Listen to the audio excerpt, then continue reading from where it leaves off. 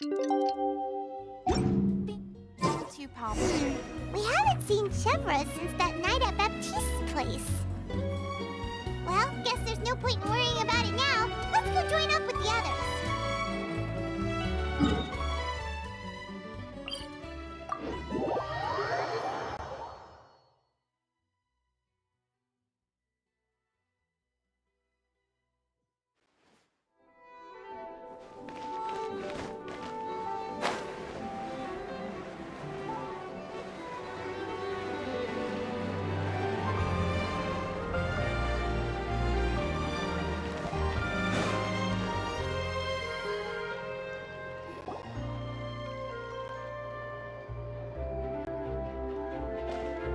Good morning!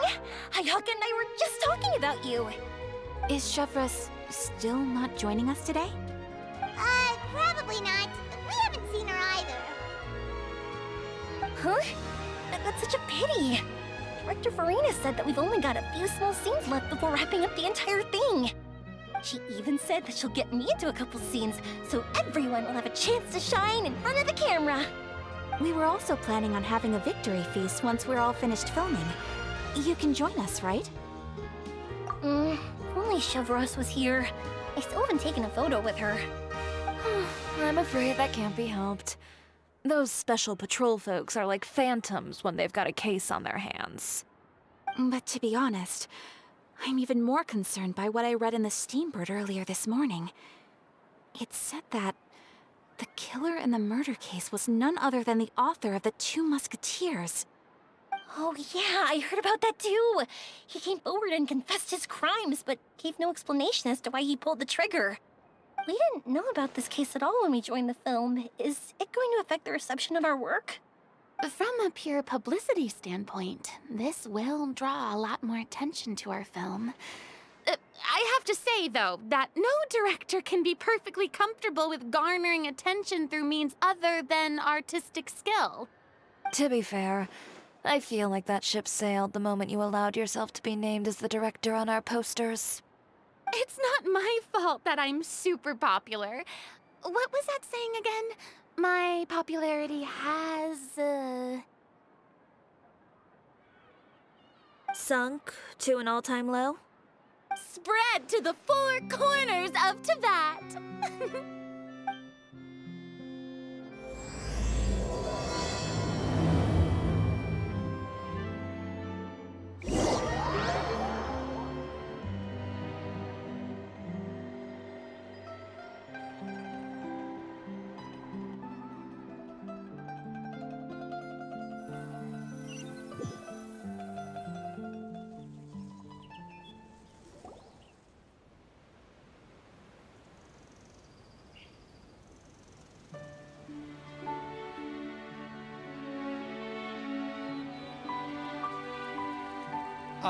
Excuse me, everyone. Xavier! Feels like it's been ages since we last saw you. I've been talking non-stop with the Film Association, and I'm absolutely swamped trying to coordinate the film's marketing. So forgive me for not being around more often, but please believe me when I say that I will make sure everyone's hard work gets the exposure it deserves. Oh, seems like you've been fighting your own battles. Yes, that's one way to put it. Oh, and before we begin the final round of filming, please allow me to finally introduce you to the original investor of our film, Mr. Morris. A pleasure to meet you all. Yes, glad to make your acquaintance, Mr. Morris. We've heard about the issues you've encountered with your financial situation, and genuinely hope that things have taken a turn for the better. Oh, well, the situation has indeed improved somewhat. Don't worry, Mr. Morris. Accidents and last-minute challenges happen all the time. There's no need to blame yourself over it. The good news is that we're almost done filming now, and I would even say that this is the best story I've ever seen. Is that so? I see, that's great news. All right, now that we've gotten all the pleasantries out of the way, let's get this show on the road. We'll mostly be filming typical people and scenery from the streets today to improve the sense of environmental ambiance in some parts of the film. Oh, and there'll be a cameo for Mr. Kamisato and Miss Yoimiya as well. They'll be used to show outsider perspectives on the fates of the two musketeers. That's right. Ayato should be here any minute. Excellent! Then let's start with the scenery shots. Camera and clapper loader, you're up. Yep, we'll be ready. Remember, all we need are some wide zoom shots of the streets. If you happen to find some particularly lovely patches of flowers and grass, feel free to grab some close-ups of those as well. Ready? Lights! Camera! Action! Okay, now move the camera slowly. Try to focus on that flower. What's wrong? Just adjust the focal length a bit. Something the matter? Huh? But wasn't it working fine for all the days before? Veronique, can we try a different camera? No problem. How about this one? All right, let's give it another try. Lights! Camera! Action!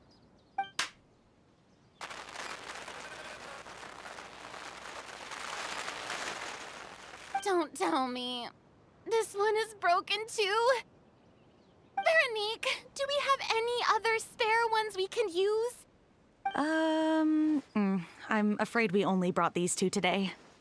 What? Then go find a workshop to get them repaired right away. Oh, and you too, Bono. Go find our spare camera in the warehouse and bring it back to the set. On it. Greetings, everyone. My apologies for the delay. Is something the matter, Ayaka? It seems like there are some issues with the filming equipment today. We're stuck for the moment. I see. Well, let's not just stand here twiddling our thumbs. Actors, to the makeup booth. We'll start on the next scene as soon as we get a working camera. The people at the workshop told me that the part which holds the lens in place seemed to have fallen off. That's super strange. It was perfectly fine just yesterday. Well, no time to dwell on that now. Let's get back to filming. Ahem! Quiet on set! Places, everyone! Lights! Camera! Action! By the way, have you heard about that recent murder case? Yes, I have. It seems that they've caused quite the commotion in the city. I heard that the chief of the guards is so mad about not catching the culprit that he's about to explode. Oh? I find that quite hard to imagine, considering how he already looks most days. Director, we have a problem. Oh, we're in the middle of a take! Couldn't you wait until we wrapped up this scene?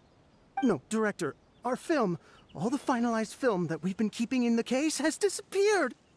Oh, wait, what did you say? Mr. Bono, please take me to where the film was kept right away. I'm coming too. No, Yoimiya, you have to stay here. Oh. Okay, listen up. Everyone who's not working on this current scene can go with Bono to look for the film. Everyone else, stay put and wrap up the scene. Unbelievable. How could all these problems happen in just one day? We're back. How did it go? Did you find the film? We found it in the sewers. Huh? In the sewers? Is the film still okay? We discovered it just in time, so we should still be able to salvage it. The others are checking now to see if we lost any specific scenes. You scared me for a moment there. I nearly thought we had lost everything. I really don't want to experience that feeling of despair again. Okay, but who could have stolen the film and dumped it there? Could it be some competitors working on other films? But if they wanted to harass us, why wait until the last day? Okay, we don't have time to really look into it right now. Let's strike while the iron is still hot and wrap this thing up once and for all. Yeah, let's finish it.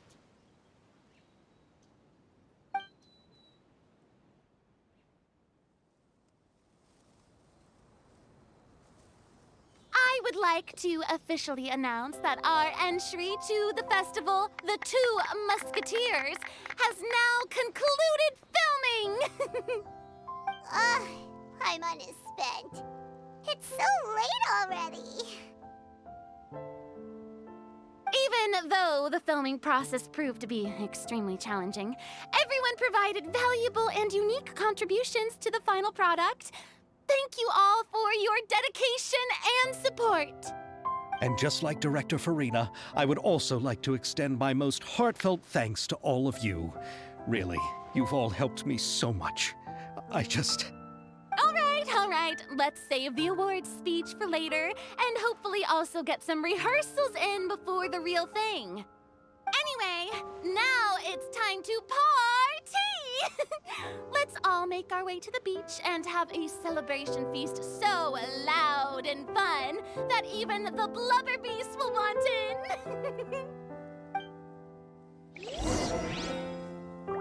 Party, party! Paimon wants to party!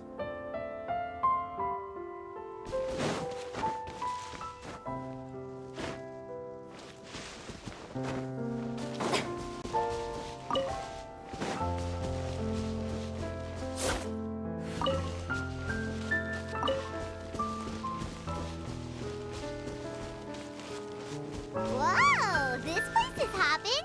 Everyone's finally getting to relax after wrapping up the film. Let's go chat with someone. Have you ever seen a fireworks show, Mr. Morris? It's pretty amazing. I'm afraid I haven't, but I'll take your word for it.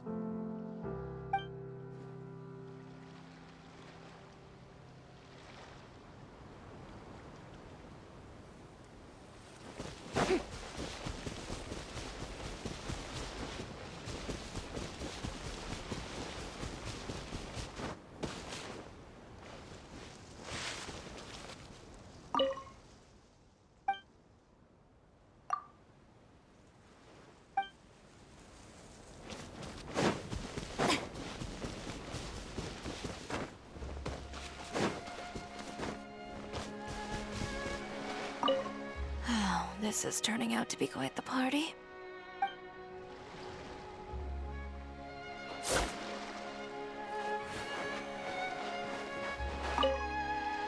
I was thinking, if this film turns out to be a success, could I ask the two of you to stay and be a part of my crew? Of course, I'll definitely increase the pay for next time. I'd be more than happy to, Mr. Xavier. Thank you for the offer, Mr. Xavier. But I've made some plans to go on a journey to the other nations once the festival is over. Is that so? Well, then in that case, bon voyage, Miss Veronique. Please feel free to get in touch once you've returned to Fontaine.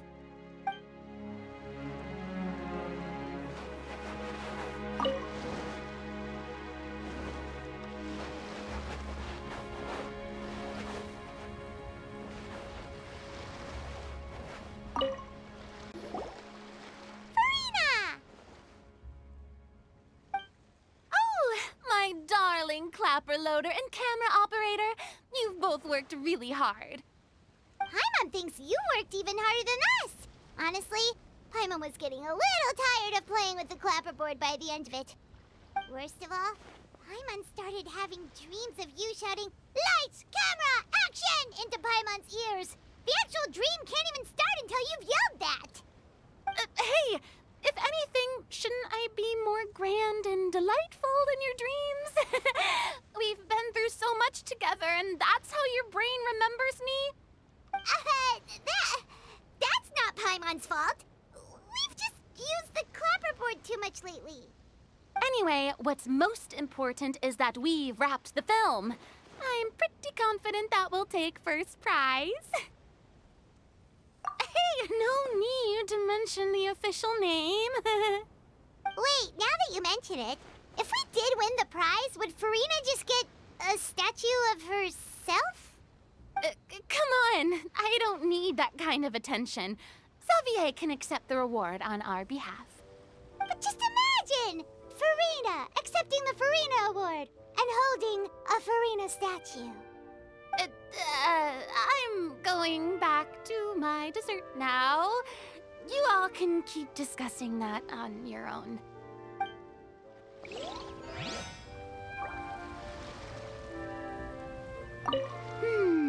What kind of dessert should I try next?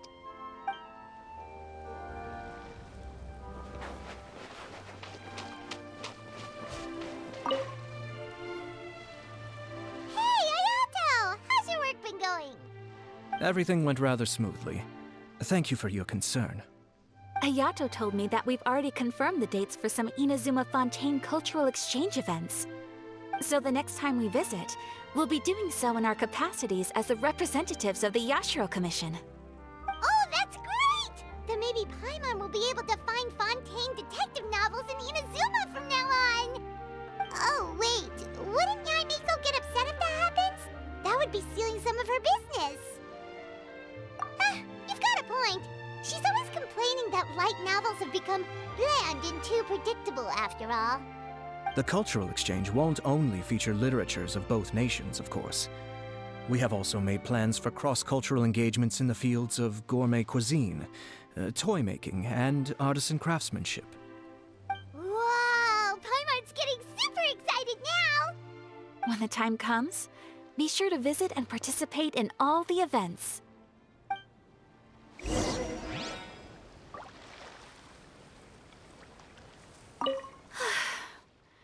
I wish we could have spent some more time here. Don't worry.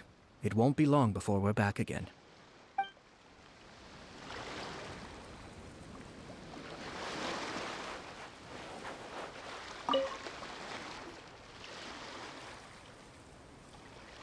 Chiori! Hey, you two. Are you not really into these kinds of big social occasions? Not particularly. But this is still better than Fontaine Fashion Week. But if this film becomes a big hit, people will definitely come flocking to your shop. Yes, that's highly likely. As long as the film can premiere as planned. Are you still worried about the case? That and all the obstacles we had to face today. You're right. It's as if all our bad luck just manifested at once. But why today of all days?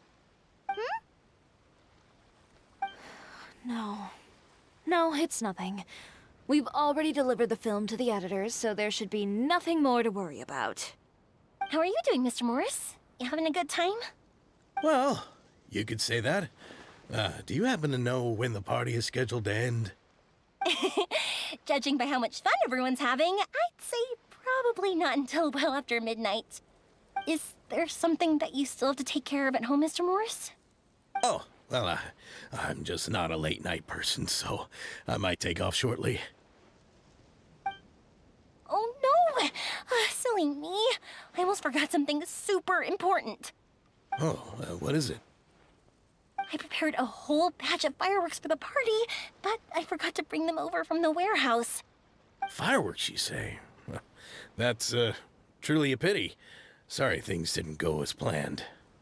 Could you help me carry them over, Mr. Morris? I won't be able to fetch all of them by myself. Me? Are you sure that you can't find anyone else? I just wanted to make this a surprise for everyone. The warehouse isn't far from here. We'll be there in no time. Pretty please, Mr. Morris. These are some of the best fireworks I've ever made. So I also want you to see them before you leave. They're stunning. I promise that they'll be a once-in-a-lifetime experience that you'll never forget. But... It's okay. Just come with me. If we're sneaky enough, nobody else will see us leaving. all right.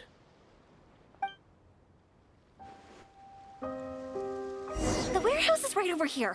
I moved the fireworks there in advance, so it shouldn't be too much work bringing them back. It's still a ways away from the party. Sorry about that, Mr. Morris.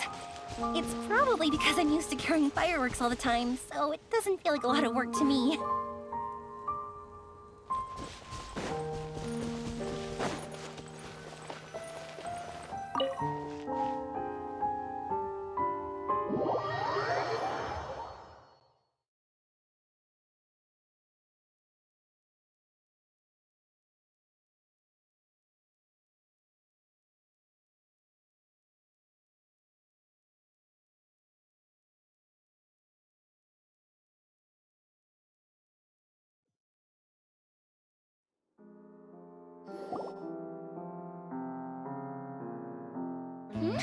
It's dark in here.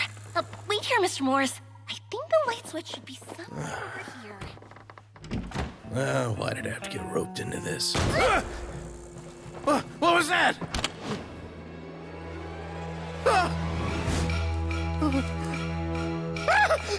Who's there? Get me out! Get me out of here! Did you really think you'd get away, Morris?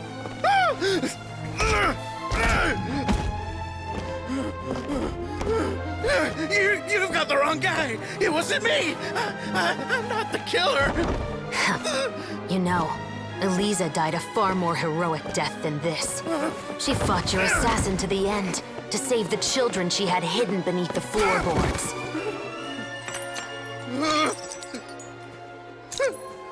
That is Eliza's pendant. The one with a photo of you two inside. The one you gave her. Ring any bells? It's a fake! It has to be! There's no way! No way your assassin didn't destroy it, you mean?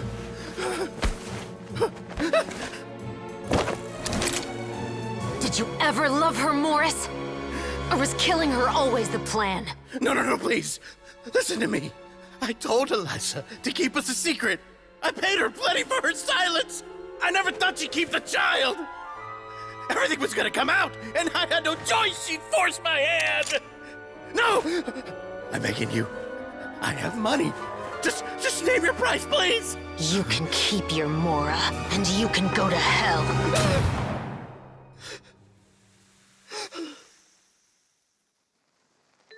I'm Captain Shovraz of the Special Patrol.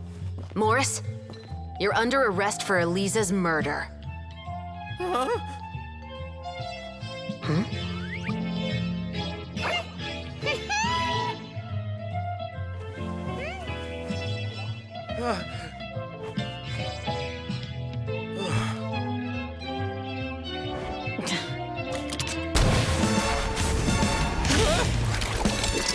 You're under arrest too, prop manager Veronique. Or perhaps I should call you the Second Musketeer.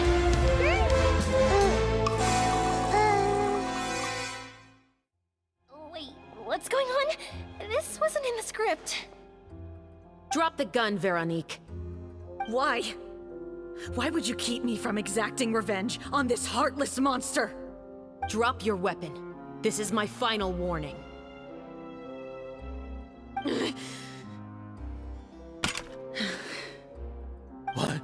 What is going on? Do I have to spell it out for you, Morris? Everything that took place just now was staged to get you to confess the truth.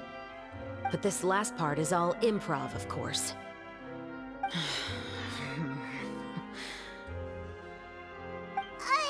Shivras, you told us you wanted us to help you stage a play. You never said anything about the Second Musketeer. It's because even I had no way to confirm my theory until now. Thank you for your performance, Yoimiya. Could I trouble you to go and bring in the other Special Patrol members? They should be on standby just outside. Oh, and please tell the other cast members not to worry about us. We'll be rejoining them shortly. On it!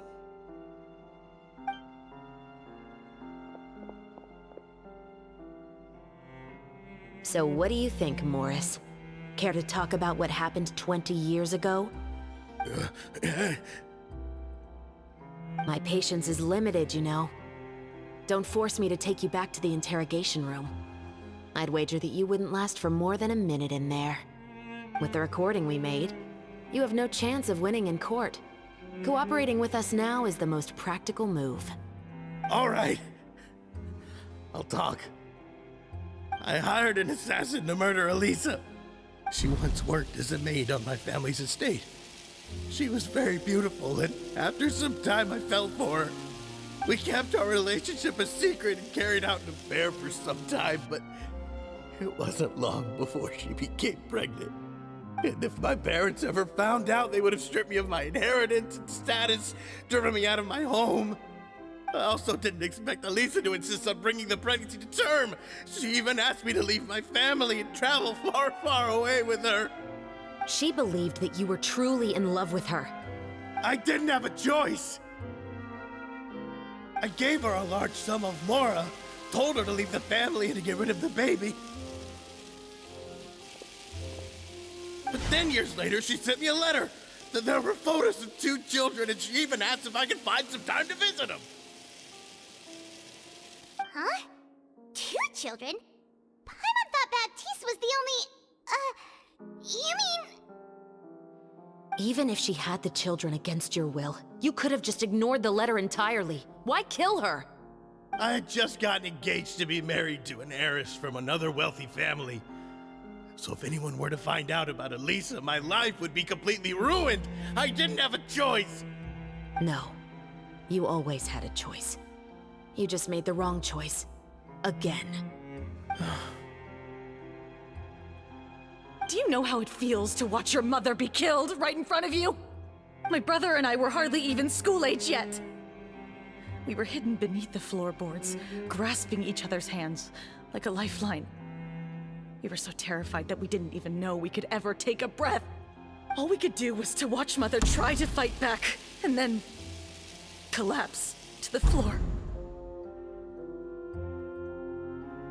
Even after the assassin left, we were still too terrified to leave our hiding spot. We thought that he might come back. It was only until the next evening when we finally climbed out and gathered around our mother. But she had already become cold and stiff to the touch. You made up your mind right then and there to bring this case to light. Not only that, we resolved to get our revenge. And that's why you became the Musketeers. No, that's why I became a musketeer. The man from before was also killed by me. My brother had nothing to do with it. I figured as much. You did? I once told these two that he didn't look like a killer to me. His confession from that night also rubbed me the wrong way. I think what really tipped me off was, how could I not feel a sense of regret in him? Huh? He confessed faster than any criminal I've ever met, but he didn't say a single word about you. He insisted that he was the sole perpetrator in the case. But after the questioning ended, I disassembled the musket we dug up from his backyard, put it in front of him, and told him to reassemble it. Wanna guess how far he got? He had no idea where to even start. He's never touched a gun in his life. Based on that, I determined that he was not acting alone. He only surrendered himself to draw our attention and create a moment of opportunity for his partner. So, I decided to play along.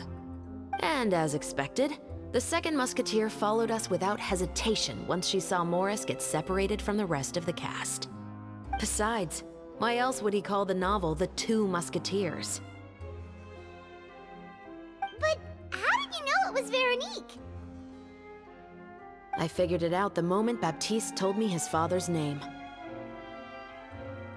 That so-called financial crisis was all just a ruse. He just wanted to sign up as the investor and then leave the film without any source of funding. After all, he has a vested interest in minimizing the reach of this story. It's really just the same thing as what he did to Elisa all those years ago. Human scum. But then Xavier pulled out all the stops and got the film made against all odds. Morris couldn't have that. With the killer in custody, He figured it was safe to act, and so he came to visit the set today, just as I expected. Wait, so you were behind all those mishaps today?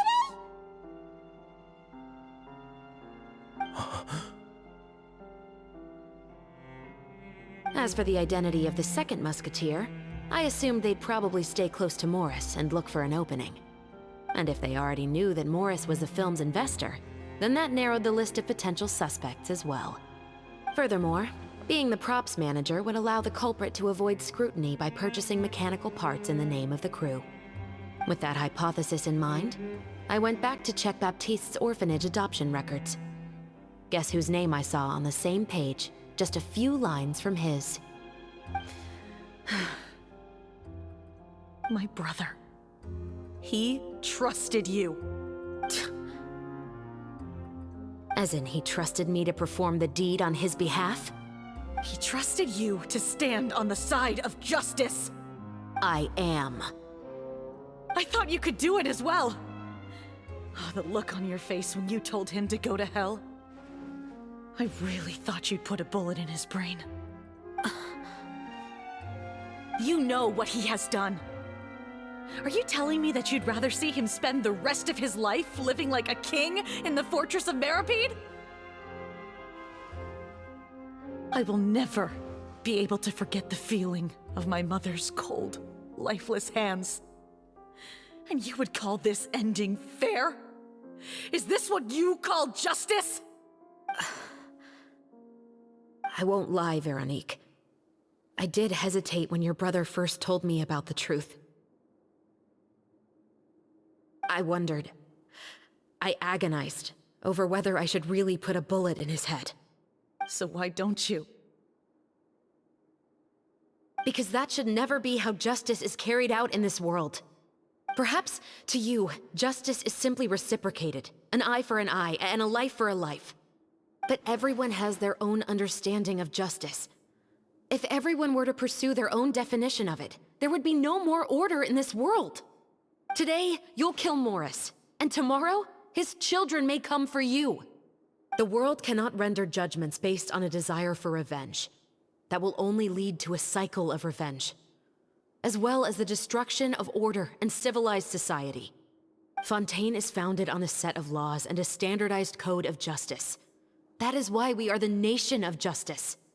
But with all that said, I will promise you this. Morris will not lead a cushy life in the fortress of Meripede. Chevros, the rest of the Special Patrol is here. Thank you so much, Yoimiya. Letelier, Terena, please take them away.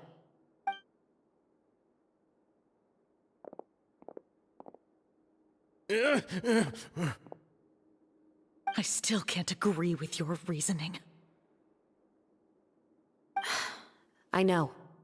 Justice has not been delivered. At least, not today.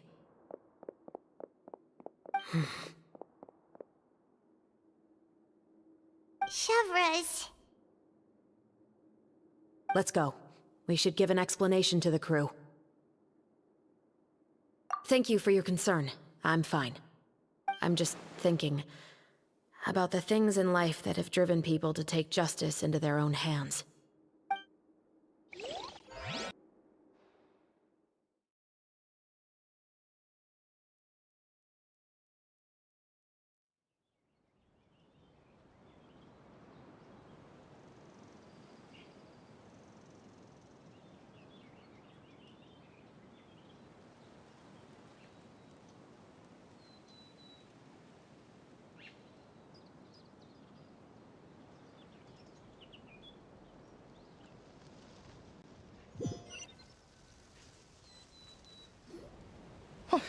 Who would have thought Morris would turn out to be...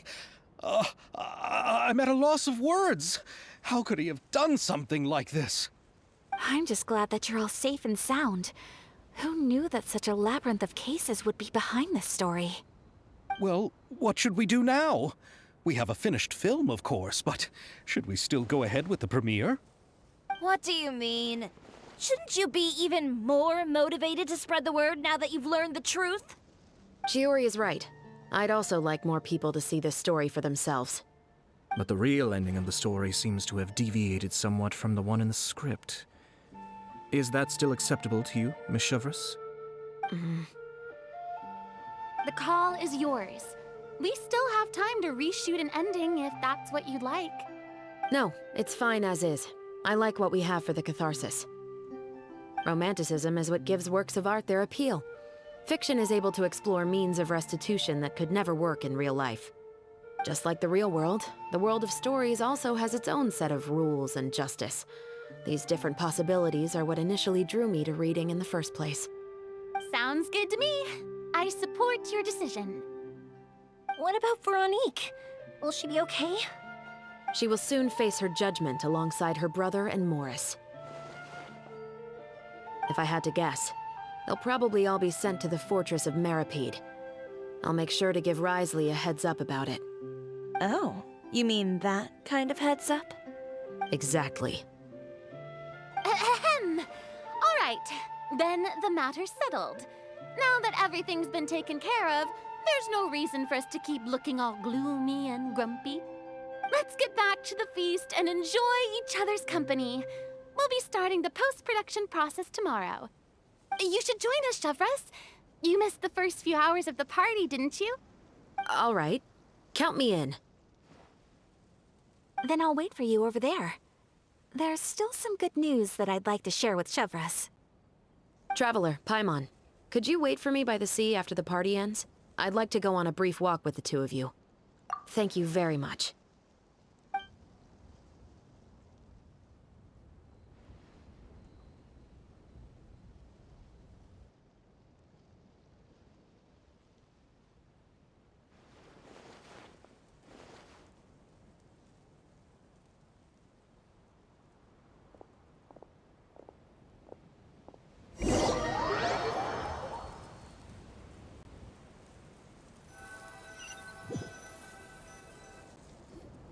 Sorry for the wait. Oh, we weren't waiting long at all. Is there something else you wanted to tell us? No, I don't have anything new to share. I just felt that since you were my investigation partners, I should have another conversation with the two of you.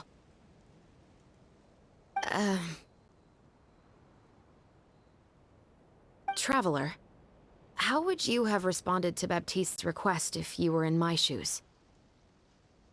When I was young, my father often took me here to swim. We'd come rain or shine, even when it was freezing cold. He told me that swimming was the best activity to train one's strength of will. You could never give up before reaching the shore, especially when the water was cold. Oh? Why's that? Because the moment you give up would be the moment you die. At that point, I still hadn't received my vision. One winter, the chilly wind felt almost like knives on my skin, and the seawater was so frigid that it numbed my toes the moment I stepped in. I cried and begged my father to spare me from having to swim across, but he wouldn't listen. He used to be a member of the Special Patrol as well. You could say it was his way of educating his children. That sounds awful. When he saw that I wouldn't stop crying, he just picked me up and tossed me into the icy water. The bone-chilling cold took away my senses. I couldn't feel anything but fear and rage. I waited for my father to save me, but one look and I knew he'd already started swimming for the opposite shore.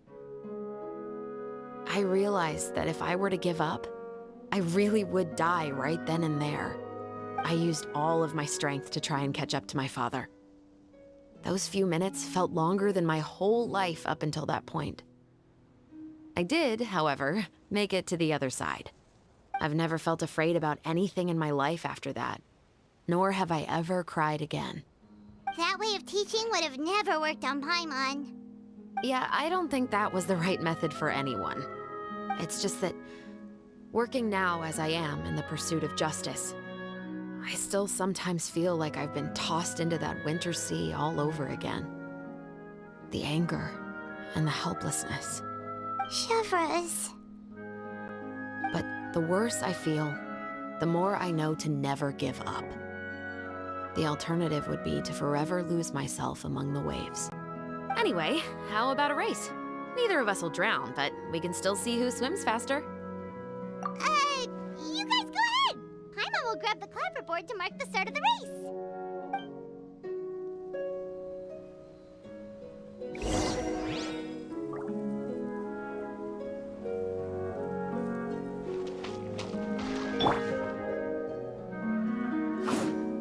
Final warning!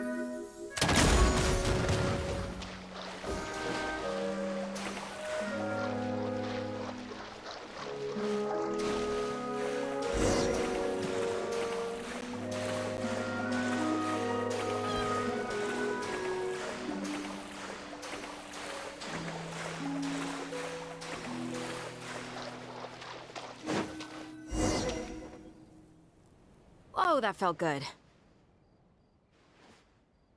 You were so fast in the water, Chevros. You were swimming even faster than Paimon could fly. So, about the Special Patrol, did you join because of your dad? Partly, but I'd say I was more inspired by the heroes I read about in stories growing up. Oh, so it's due to your love of stories. Of course, it was only after I joined the Special Patrol that I learned that truth is often stranger than fiction. Come on, let's walk a bit more.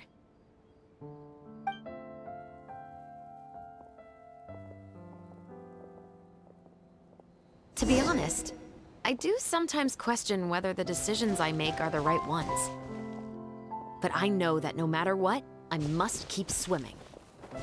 Because the only thing I've got my eyes on is the shore in the distance.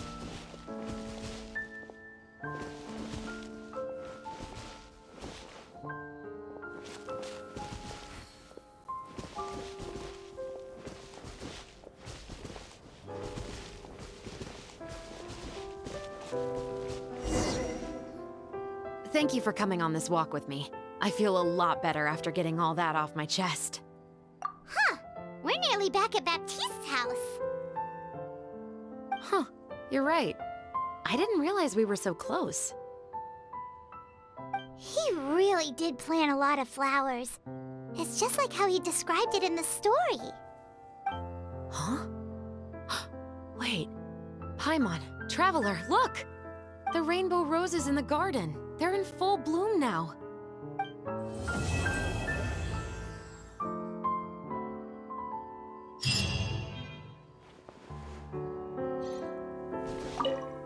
Even though it's a bit late, I must thank you for investigating this case with me.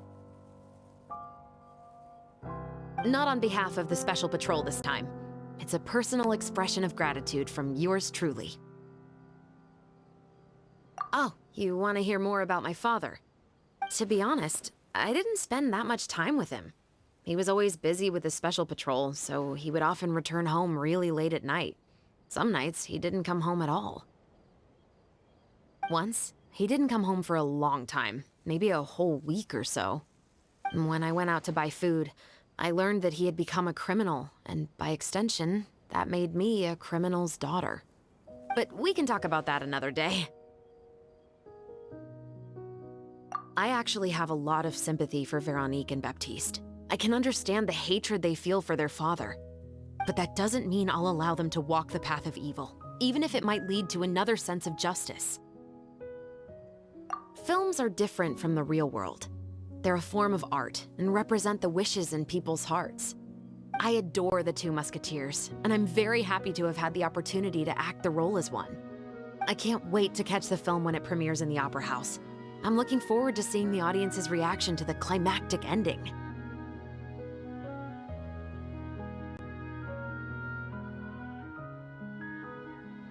Thank you for looking out for me. I'll see you at the award ceremony. I'd be very surprised if we don't win.